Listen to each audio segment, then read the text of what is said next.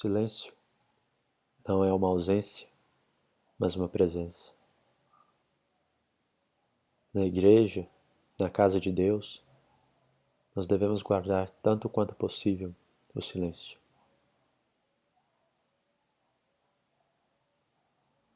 Assim como Moisés permaneceu em silêncio diante da sarça ardente, na presença de Deus,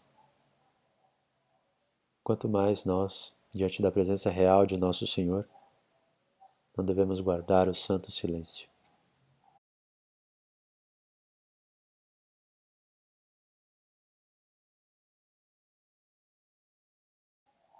As igrejas são construídas em forma de cruz. O livro é colocado com o lado do selo virado para o cálice, para onde fica o cálice. Lá, onde estará em poucos minutos o Cordeiro de Deus, o único que é digno de romper o selo do livro. As igrejas medievais eram construídas em forma de cruz, para lembrarmos que nós somos o corpo de Cristo, ficamos na nave, como que dentro do barco de Pedro, enquanto Cristo, que é a cabeça, como na cruz, oferece-se a si mesmo. E essa salvação vem da cabeça, vem de Cristo, para nós, que somos o seu corpo. O sacerdote também deve guardar o silêncio. Tanto quanto possível, pensar na grandeza do sacrifício, pensar na grandeza do mistério que vai oferecer. Assim como Jesus, levado a Caifás, permaneceu em silêncio e foi tido como um louco.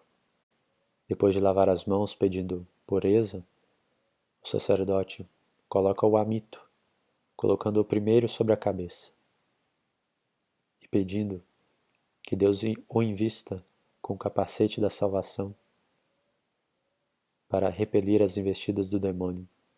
Os religiosos ainda usam o amito sobre a cabeça. Depois o padre coloca a alva. No Apocalipse está escrito que todos os que estão no céu vestem vestes longas, e essas vestes são brancas, porque foram alvejadas no sangue do Cordeiro. É uma veste branca como a que Jesus usou quando foi tido como um louco. O padre depois cinge-se com o símbolo, pedindo a pureza e a castidade, mas também como um símbolo do próprio Cristo, que foi levado de um lado para o outro como um louco. O padre se desveste de si mesmo e reveste-se do Cristo. Ele usa o manípulo como Cristo determinou. Ele deve servir aos outros. O manípulo é usado pelas pessoas que servem à mesa. É simbolicamente também para enxugar as suas lágrimas, porque ele deve se configurar a Cristo, que chorou sobre Jerusalém. A estola é o símbolo do sacerdócio e é cruzada pelos mais diversos motivos. Dois deles são, primeiro, simbolizar a cruz de Cristo e segundo, simbolizar a sua submissão à autoridade de seu bispo, o qual usa a estola sem ser cruzada. Sobre todas essas vestes, o padre coloca a casula. Casula quer dizer uma pequena casa. É uma veste longa que cobre todo o corpo, para lembrar também do leve fardo de Nosso Senhor e do suave jugo que Ele nos dá. Ao sair da sacristia, antes de oferecer o sacrifício, o sacerdote relembra o seu batismo com água benta, também fazendo referência ao que os sacerdotes deveriam fazer antes de entrar no templo no Antigo Testamento. Ao sair da sacristia, tudo está coberto, tudo está velado. O livro está fechado, o cálice está coberto, o sacerdote está coberto, aguardando sempre a revelação, o apocalipse, o desvelamento, que só o Cristo nos trará. Ao colocar o cálice sobre o altar, o sacerdote sobe em silêncio. Mais uma vez, meditando nos mistérios que irá celebrar. Vai então para o lado do livro e o abre. O cálice que já está ali e o cordeiro, simbolizado pelo padre, pelo sacerdote, é capaz de abrir o livro. Todos fazemos então o sinal da cruz, lembrando de Deus que é uno e trino, em nome. Em nome não quer dizer apenas em uma procuração representando Deus, mas numa união íntima com Ele. Em nome do Pai, e do Filho, e do Espírito Santo. A Trindade são 3 pessoas. É pela cruz que Deus resgata de uma vez por todas o homem e desfaz, naquele mesmo jardim do Éden, o pecado de nossos primeiros pais, Adão e Eva. O sacerdote, então, se curva quase até o chão, como Jesus na agonia no Horto das Oliveiras. Neste momento, devemos rezar pelo nosso Padre. Ele que é o nosso representante diante de Deus. Enquanto ele pede perdão pelos seus pecados, rezemos por ele. E representados pelo acólito que está ao seu lado, como bom ladrão, peçamos a salvação de nosso Senhor.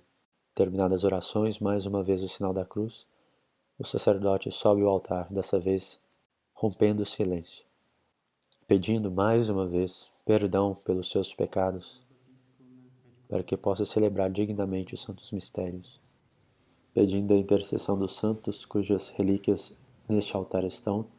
O padre beija o altar, como que osculando o seu esposo, que é nosso Senhor. Ele vai para o lado do livro. Esse lado simboliza os judeus, simboliza Nazaré, onde primeiro Deus falou pelos profetas, anunciando o Cristo que viria.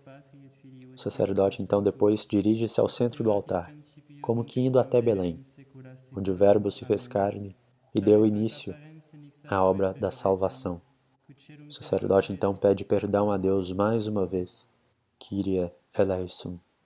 Primeiro se dirigindo ao Pai, mas sabendo que no Pai também existem mais 2 pessoas, por isso 3 vezes. Depois, Christe eleison, se dirigindo a Deus Filho, depois mais 3, pedindo Senhor, piedade, ao Espírito Santo. Na cruz de Cristo estavam os dizeres em latim, em grego e em hebraico. Hebraico, a língua das Escrituras do Antigo Testamento, o grego do Novo Testamento, e o latim, a língua oficial do Império Romano, que tanto perseguiu a Igreja de Cristo, mas não conseguiu vencer. Na verdade, é Cristo que passou a reinar, a imperar sobre todo o mundo. Por isso é digno de que todos os povos estejam unidos por uma só língua. Após o sacerdote diz o glória, o canto dos anjos, quando Nosso Senhor nasceu em Belém. Termina mais uma vez com o sinal da cruz. E sendo necessário convidar a congregação para rezar, beija novamente seu esposo, como que pedindo desculpas por ter que se desviar a atenção por um segundo. Vira-se para o povo sem olhar para o povo, porque deve estar sempre compenetrado no sacrifício que está celebrando. Abre os braços e diz: Dominus vobiscum, Senhor, seja ou esteja convosco. Ao que o povo responde: e com teu espírito. O sacerdote então volta para Nazaré, onde Nosso Senhor começou sua vida pública, realizando milagres, pregando às multidões e escolhendo seus discípulos. As orações são feitas com os braços abertos, como Moisés, intercedendo pelos israelitas, fez no Antigo Testamento. Enquanto Moisés permanecia com os braços abertos, os israelitas ganhavam a batalha. Nós, como igreja militante, também batalhamos na terra e dependemos da mediação do Cristo na pessoa dos sacerdotes, que ele mesmo escolheu e deu o poder para confeccionar os sacramentos, absolver os nossos pecados e fazer a ponte, ser o pontífice entre Deus e os homens. Durante a epístola, os sacerdotes que estão presentes, os seminaristas, os religiosos, todos cobrem a cabeça com o seu barrete, com o seu amito, porque, como disse São Paulo, os judeus, quando leem as Escrituras, estão como que com um véu sobre o rosto. A leitura é feita muito mais que para nos instruir. É um sacrifício oferecido a Deus, como Cristo veio dar testemunho da verdade, e nisso desempenhou perfeitamente a sua função de servo. E o testemunho da verdade, através das Escrituras, só pode se dar com os textos originais ou com a versão da Vulgata, que foi definida pelo Concílio de Trento como infalível. O sacerdote atua na pessoa do Cristo, e por isso ele tanto melhor desempenha o seu papel como instrumento de Nosso Senhor, quanto segue as rubricas, quanto faz o que a Igreja faz e deixa desaparecer a sua personalidade para apenas agir na pessoa de Nosso Senhor. O sacerdote deve ser invisível na Santa Missa. O padre, então, pede para que seus lábios sejam purificados com uma brasa ardente, como foram purificados os lábios do profeta Isaías, para dignamente proclamar o Evangelho. O missal, então, é tirado do lado direito e levado para o lado esquerdo. O Cristo foi rejeitado pelos judeus, pelo seu próprio povo, e foi levado então aos pagãos. Ide pregai a todas as criaturas, disse Nosso Senhor. Por isso, o missal não fica virado para o oriente, para o leste, mas para o norte, virado para os povos pagãos, porque o Evangelho deve ser pregado a todas as criaturas, primeiro aos judeus e depois para os gregos. Após o Evangelho termina a chamada Missa dos Catecúmenos, ou Antemissa, e a segunda parte da missa tem uma ponte nas missas festivas, que é o creio, o credo, a profissão da fé. O sacerdote então vira-se para o povo e chama a atenção mais uma vez para o momento importante da Santa Missa, que é o ofertório. Ele tirou o véu e começa o Apocalipse. Quando o sacerdote estiver oferecendo a Deus o pão e depois o vinho, devemos colocar uma intenção em cada uma das espécies eucarísticas. O sacerdote, então, oferece à Santíssima Trindade o pão. Ele segura a patena com apenas 4 dedos, simbolizando os 4 chifres, as 4 pontas do tabernáculo, em que Deus se fazia presente no Antigo Testamento. Ele oferece um pão, porque foi de instituição divina, Nosso Senhor quis assim.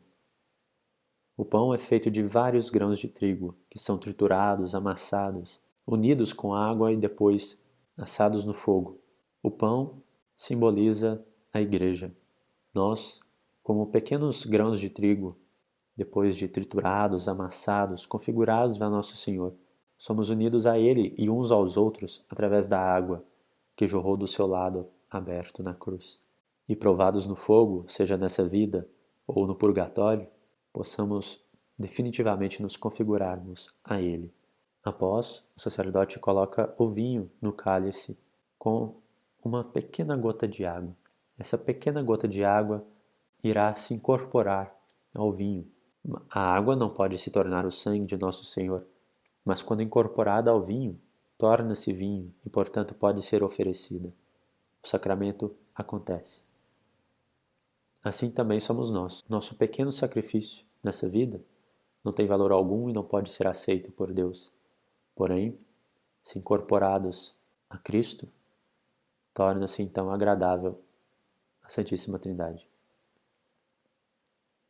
Nosso Senhor mesmo disse: Eu sou a videira e vós os ramos. Então todo aquele ramo que é cortado perece. É necessário permanecermos unidos a Nosso Senhor. O sacerdote então lava os dedos, as extremidades da mão, simbolizando que, apesar de já estar puro, Nosso Senhor exige e quer que nós sejamos perfeitos, limpos até o extremo, como ele foi, imaculado. São Pedro questionou este ato de Nosso Senhor na última ceia, mas Nosso Senhor respondeu que quem já estava limpo não precisava ser lavado de novo. Mas sabia que Judas não estava em estado de graça. Por isso disse: Vós estáis limpos, mas não todos. O padre, então, pela primeira vez, dá uma volta completa, simbolizando a universalidade da Igreja. Ele abre os braços, coletando as nossas orações, assim como Nosso Senhor disse no Jardim das Oliveiras: Não podeis rezar comigo nem uma hora, porque os discípulos estavam dormindo, não conseguiram rezar com Nosso Senhor. Também pela primeira vez, o sacerdote diz o Dominus vobiscum, sem virar-se para o povo. Suas mãos estão sobre o altar, que é Cristo. Ele está perfeitamente unido a Ele. Depois nos convida a levantar os nossos corações, porque a realidade é muito mais do que nós vemos. Nossos corações devem estar desapegados deste mundo. Sursum corda. Ao que nós respondemos, nós já o temos ao Senhor. Os anjos nesse momento descem para preparar o lugar de adoração para Nosso Senhor, que se fará presente substancialmente nas aparências de pão e de vinho. Depois o sacerdote diz: demos graças ao Senhor nosso Deus. Ao que nós respondemos: é digno e justo. E ele continua: é verdadeiramente digno e justo. É justo não no sentido estrito do termo, porque diz Santo Tomás que a justiça só pode existir entre iguais, e o homem é infinitamente inferior a Deus. Mas Deus, numa justiça proporcional, nos concede a graça de merecermos, ao fazermos aquilo que ele prescreveu. No Antigo Testamento, Nosso Senhor teve que descer e ensinar a Moisés como se deveria adorar a Deus. Porque o homem que já tem a virtude da religião na lei natural colocada no seu coração, se Deus não explicar exatamente como ele deve ser adorado, nós acabamos no paganismo, na idolatria. Deus, então, no Novo Testamento, quando ele fez uma nova aliança, nos prescreveu também como deveria ser adorado até o fim dos tempos. Congregou os 12, escolheu, constituiu os 12, separando-os dos discípulos, que já eram separados dos demais, e os ordenou. E disse: fazei isto em minha memória. As palavras do cânon remontam aos apóstolos. Elas são de instituição divina e por isso não podem ser suprimidas. No Anc Igitur, o sacerdote estende as mãos sobre as oblatas e invoca o Espírito Santo sobre as ofertas.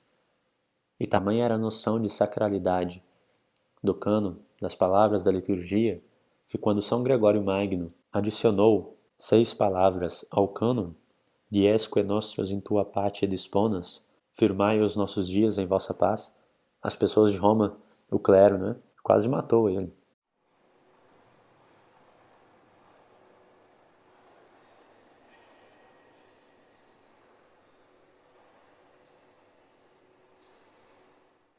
Ao pronunciar as palavras sacramentais, o sacerdote imita o que fez o discípulo amado, o sacerdote João, que deitou no coração de Jesus, simbolizado aqui pelo altar.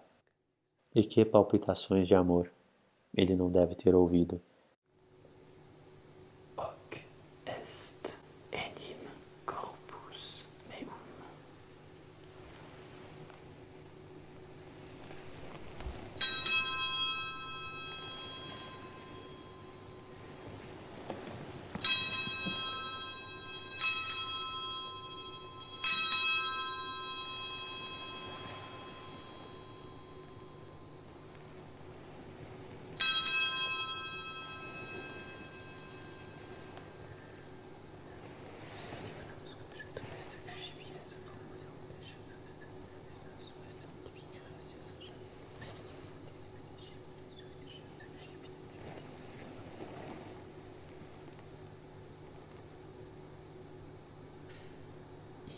Est enim calix sanguinis mei, Davi et eterni testamenti, mysterium vitae qui provomis et promulgis fundetur in remissione peccatorum.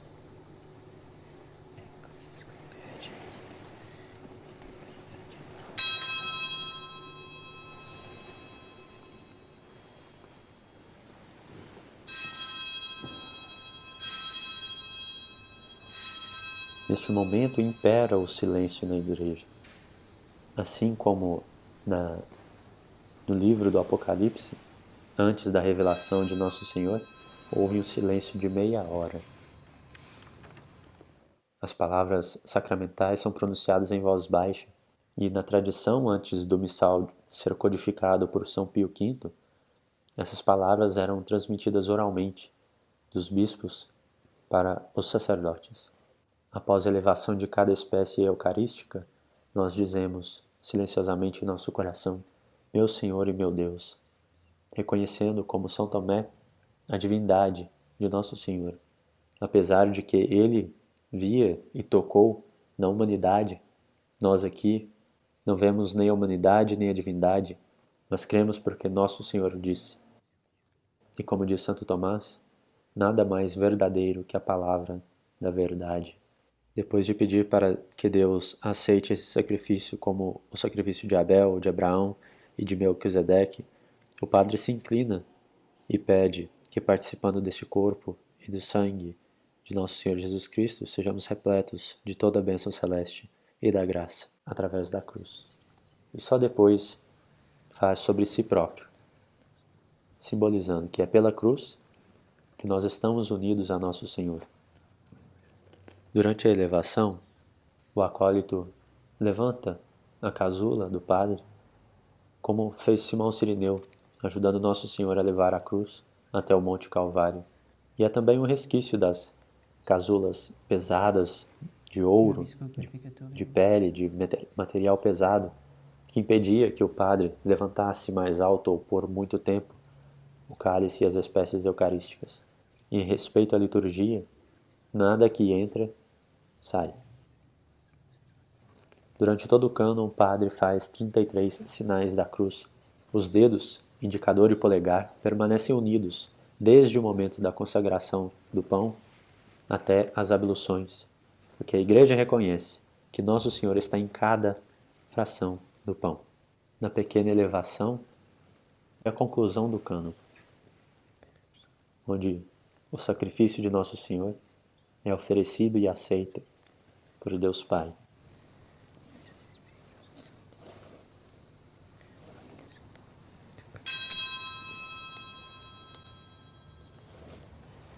Obedientes à palavra do Salvador e formados no seu divino ensinamento, o sacerdote ousa dizer em nosso favor a oração que Jesus ensinou. Ele, como representante do Cristo, olhando para a própria hóstia consagrada, que é nosso Senhor, reza em nosso favor ao Pai. Pater noster qui in celis sanctificetur mentum. Todo sacrifício é composto de oferta ou ofertório, imolação e consumação. Ofereceu-se as espécies oblatas como o sacrifício de Melquisedeque a Deus, o pão e o vinho. A imolação foi feita quando se consagrou primeiro o pão e depois o vinho. A separação do corpo e do sangue é a morte. Nosso Senhor derramou todo o seu sangue na cruz, e quando tudo estava consumado, expirou. E ali do seu lado, aberto na cruz, saiu sangue e água. E São João fez questão de colocar isso no seu evangelho, na sua narrativa, porque nós sabemos que a pequena gota de água no cálice do vinho é de instituição divina. Nosso Senhor mesmo, na última ceia, colocou essa gota de água. E São João viu na cruz a ligação entre a última ceia, viu que era apenas um sacrifício. Tanto a última ceia, como o sacrifício de Nosso Senhor na cruz, como as missas, todas as missas celebradas no mundo inteiro durante todos os tempos, até o fim do mundo, são um único sacrifício. O padre, então, parte o pão e faz 3 sinais da cruz sobre o cálice, simbolizando os 3 dias que Nosso Senhor permaneceu morto, enterrado, sepultado, enquanto sua alma desceu à mansão dos mortos, para pregar a boa nova aos justos que o esperavam. Depois diz, Pax Domini sit semper vobiscum, a paz do Senhor esteja sempre convosco. Pois as primeiras palavras de Cristo, quando ressuscitou, foi desejar a paz. Então, ali, sacramentalmente, há a união do corpo e do sangue de Nosso Senhor, ressuscitado. E para completar o sacrifício, o sacerdote consome toda a vítima, todas as espécies do pão, faz uma pequena ação de graças, e enquanto isso nós podemos pedir a Nossa Senhora que nos ajude a fazer uma boa comunhão. Ó Maria, Mãe do Amor, preparai meu coração para receber nosso Senhor. Ave Maria, cheia de graça, o Senhor é convosco. Bendita sois vós entre as mulheres, e bendito é o fruto do vosso ventre, Jesus.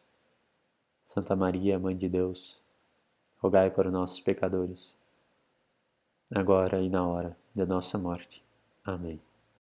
A oração antes de beber do cálice é o salmo que poderei retribuir ao Senhor Deus por tudo aquilo que Ele fez em meu favor.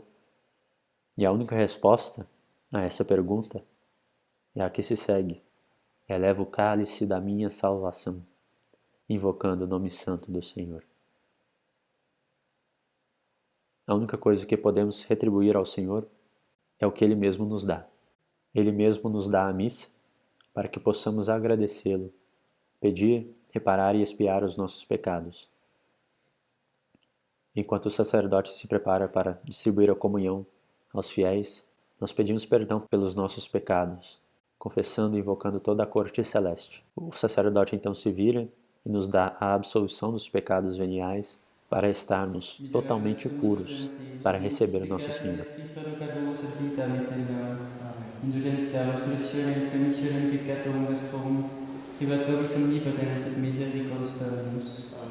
O Padre então vira-se e diz: Eis o Cordeiro de Deus, eis aquele que tira o pecado do mundo. Como disse São João, à beira do Rio Jordão. Respondemos como o centurião romano: Senhor, eu não sou digno de que entreis em minha casa, mas dizei uma só palavra, e minha alma será salva. Dizemos 3 vezes reconhecendo a Trindade, mas também, como bom psicólogo, o Espírito Santo sabe que talvez na primeira vez possamos dizer com distrações, talvez na segunda vez, já querendo dizer o que as palavras significam, mas pelo menos na terceira vez, talvez reconheçamos que não somos dignos. O modo correto de se receber a Sagrada Comunhão é como um escravo depende totalmente do seu senhor, de joelhos, com as mãos postas, em posição de súplica.